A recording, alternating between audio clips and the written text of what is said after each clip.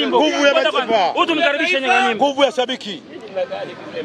Ngoja tumkaribishe kwa nyimbo. Tuimbeni hivi. Wanaona haya wamefanywa vibaya. Wanaona haya wamefanywa vibaya.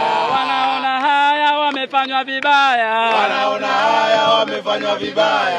Hao wazomeni. Hao wachekeni. Hao wachekeni. Hao wazomeni. Hao wachekeni. Karibu kapteni. Asante.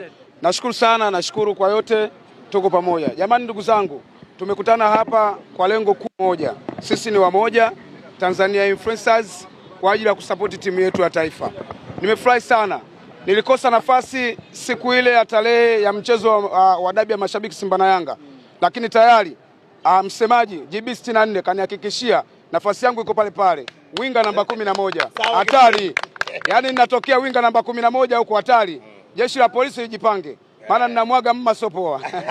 Mwaga maji sana. Hatari. Jamani tupo kwa ajili ya kupambana. Sisi ni wamoja. Tuwaombe tu wa Tanzania. Sisi tuliokutana wote tuko tofauti. Kuna watu wengine wana familia zao, wana watoto, wana akili zao. Tupo watu tuliokamilika katika akili.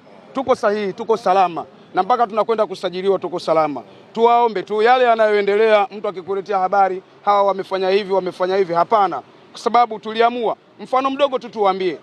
Kuelekea kwenye mchezo wa Tanzania dhidi ya Morocco kwenye michuano ya Chani nafikiri. Mliona tulikuwa tunafanya hamasa kubwa tukiwa na msemaji wa taifa Msigwa.